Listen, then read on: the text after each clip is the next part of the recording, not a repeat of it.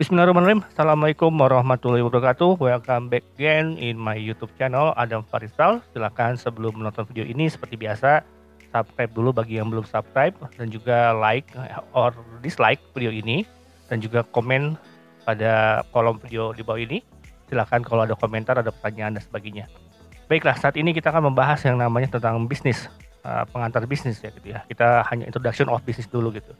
Karena bisnis ini sangat menarik saat ini gitu, apalagi kondisi pandemi, kondisi yang penuh challenging gitu ya, penuh dengan tantangan. Saat ini perusahaan betul-betul harus refine lagi gitu ya, meredefinisikan lagi gitu ya tentang konsep bisnis yang ada.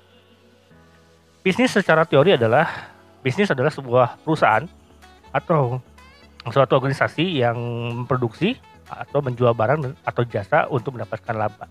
Berarti bisnis adalah bagaimana dia bisa memproduksi barang gitu ya. Berarti kalau di sini katakan produksi, betul-betul memproduksi barang gitu ya. Mengolah bahan mentah sampai dengan menjadi barang jadi, misalnya gitu, barang setengah jadi. Yang kemudian artinya dia manufacturing di sini. Atau juga kedua adalah konsepnya menjual barang. Bisnis atau dia menjadi reseller atau menjual kembali barang yang sudah jadi dari manufacturing, dia jual sebagai ke end user dan sebagainya. Jadi itu konsep bisnisnya, baik manufacturing, memproduksi atau juga menjual barang dan jasa. Nah, ada barang dan jasa di sini gitu. Berarti produknya adalah barang physically-nya gitu ya. Tangible, bisa dilihat, bisa diwujudkan gitu ya, bisa dipegang dan sebagainya. Jadi dari brand name-nya ada, packaging-nya ada, semuanya ada dalam bentuk produk. Yang kedua adalah jasa. Jasa intangible, berarti jasa. Jadi kalau kita bilang jasa, berarti jasa adalah suatu effort yang kita keluarkan dalam bentuk jasa, dalam bentuk yang tidak terlihat. Jasa cukur rambut, jasa cuci motor dan sebagainya gitu. Dia mengeluarkan tenaga, effort lebih besar gitu. Untuk apa? Untuk mendapatkan laba. Berarti kalau dia tidak mendapatkan laba, berarti dia adalah non profit gitu ya. Banyak perusahaan yang NGO, non government organization, misalkan perusahaan-perusahaan yang organisasi masyarakat dan sebagainya, yang betul-betul dia orientasinya adalah bagaimana mengorientasikan masyarakat sebagai salah satu tujuannya. Nah, kalau dengan bisnis berarti dikatakan adalah dia mendapatkan profit. Jadi bagaimana dia mengolah produksi, bagaimana dia menjual barang dan jasa untuk mendapatkan laba. Nah, yang namanya laba adalah ada prospek memperoleh laba ini gitu. Jadi kita lihat prospek dulu, jadi kita lihat dulu bagaimana peluang dalam mendapatkan laba tersebut. Definisinya adalah selisih antara pendapatan dan pengeluaran bisnis yang mendorong orang untuk membuka dan memperluas bisnis.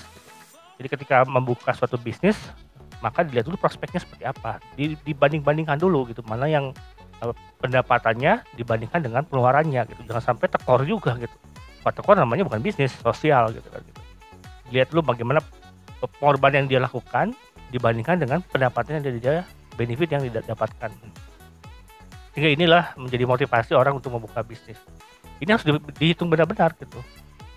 Walaupun di awalnya perusahaan biasanya dia melakukan investasi terlebih dahulu, kalau dalam istilahnya adalah bakar uang gitu ya, investasi dulu di awal tidak masalah gitu. Tapi kan kedepannya sudah dilihat gitu.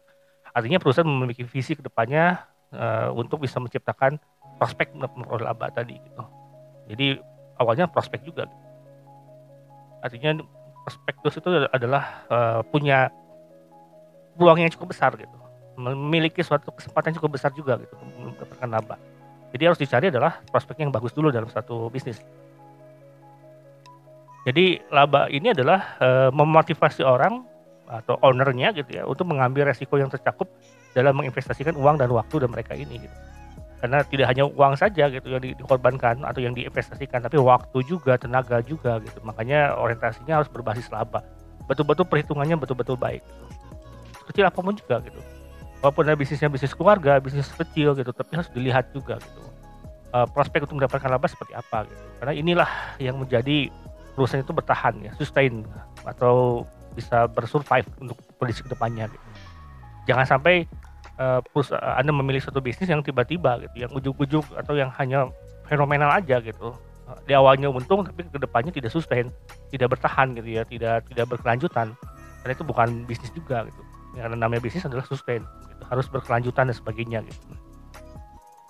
Jadi betul-betul dihitung baik-baik gitu ya, makanya ada namanya manajemen keuangan di situ, bagaimana memasarkannya, bagaimana memproduksinya kalau dia adalah berbasis manufacturing, atau bagaimana dia SDM-nya seperti apa gitu. Itu adalah nanti kedepannya akan dibahas lagi. Karena ada resiko juga di situ gitu ya, karena laba tadi memotivasi pemilik atau owner untuk mengambil resiko yang tercakup dalam menginvestasikan uang, waktu mereka dan tenaga. Resiko juga dilihat gitu. Kalau resikonya terlalu besar, high risk, ya biasanya adalah rumusnya high risk, high return kan gitu. Resikonya besar, keuntungannya besar gitu. Low risk, keuntungannya kecil kan. Low return juga begitu. Jadi dilihat juga perbandingan seperti apa. Lihat dari motivasinya, lihat dari kemampuan perusahaannya seperti apa juga, kemampuan individunya seperti apa. Jadi harus diperhatikan betul ini konsep dasarnya gitu. Jangan sampai jadi miss juga di sini. Karena banyak orang yang menjalankan bisnis asal eksekusi, asal gas aja, ternyata tidak diperhitungkan, tidak diperlihatkan dulu bagaimana prospek memperoleh laba yang baik juga. Banyak kasusnya. Tiba-tiba fenomenal, burung, penari, lovebird gitu ya. Kemudian batu akik, wah banyak sekali. Ternyata udah menginvestasikan besar-besar, lama-lama ternyata tidak prospek gitu. Prospeknya hanya di awal doang, jadi harus berpikir secara integrity, holistik berpikirnya. Nah, bisnis gitu ya, memproduksi sebagian barang, besar barang gitu ya, dan jasa yang dikonsumsi orang dan mempekerjakan banyak orang seperti tadi gitu. Jadi bisnis itu dia bagaimana memproduksi barang gitu ya, kalau dia manufacturing tadi atau jasa gitu ya, sehingga untuk targetnya adalah dikonsumsi bagi orang atau konsumen tingkat akhir, end user ya. Dan bagaimana bisnis itu bisa mempekerjakan banyak orang.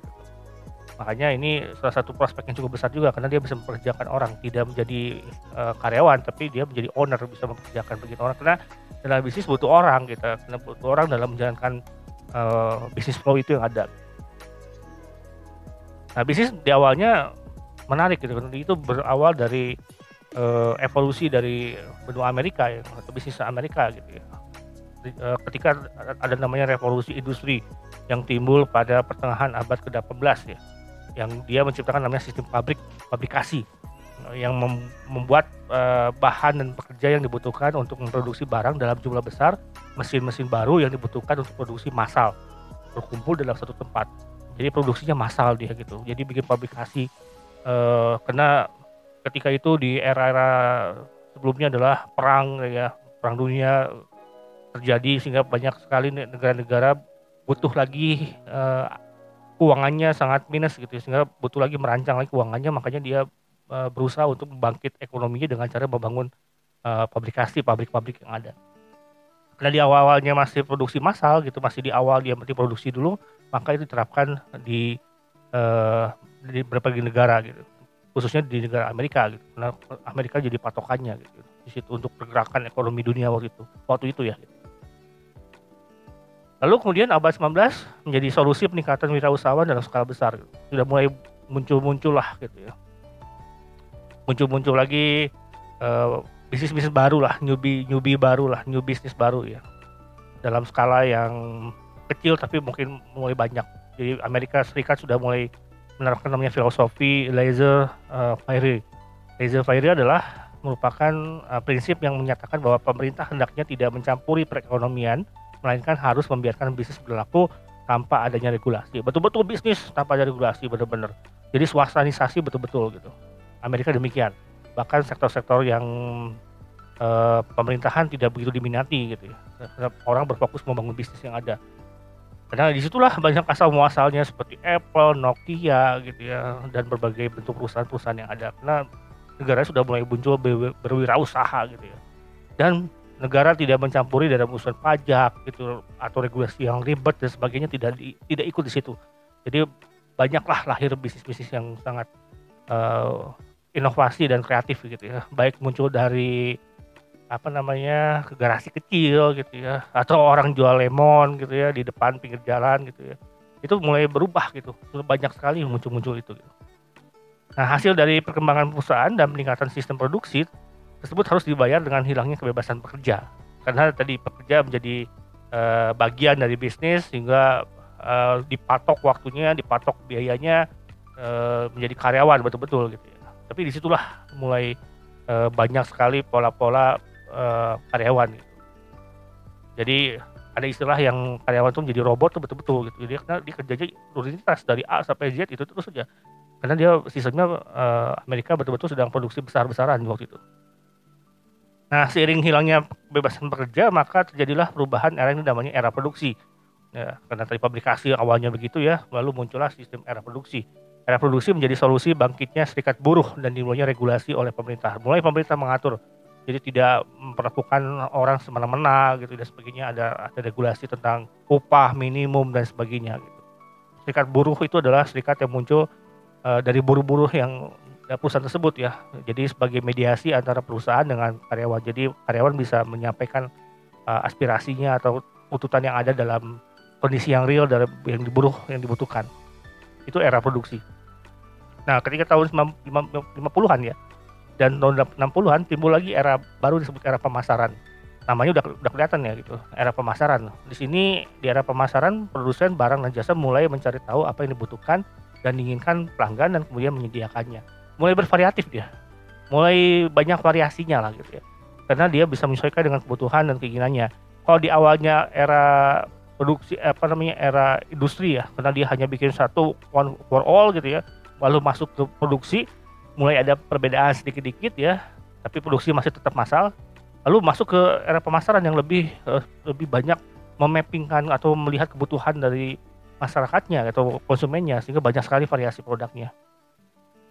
Lalu kemudian pada tahun 1980-an nih, 80-an muncul fenomena yang ini adalah ekonomi global yang menyebabkan adanya perbaikan dalam sistem komunikasi dan transportasi. Jadi akses ke berbagai negara itu sangat-sangat luas, gampang, mudah gitu ya. Bisa masuk ke berbagai negara itu lebih gampang, melalui transportasi darat atau misalkan laut, terutama laut ya dulu ya, belum ada pesawat terbang. Laut itu sebagai cara untuk akses ke berbagai negara. Berarti kan dia ekspansi di situ gitu. Komunikasinya lebih gampang, transportasinya lebih gampang, sehingga dia bisa mencari berbagai macam motif untuk melakukan ekspansi. Salah satunya mungkin adalah mencari bahan baku. Nah, di sini mulai perbaikan tersebut gitu ya. Nah, perbaikan tersebut menularkan kepada metode internasional yang lebih efisien dalam pembiayaan, produksi, distribusi, dan pemasaran produk dan jasa secara bersama-sama.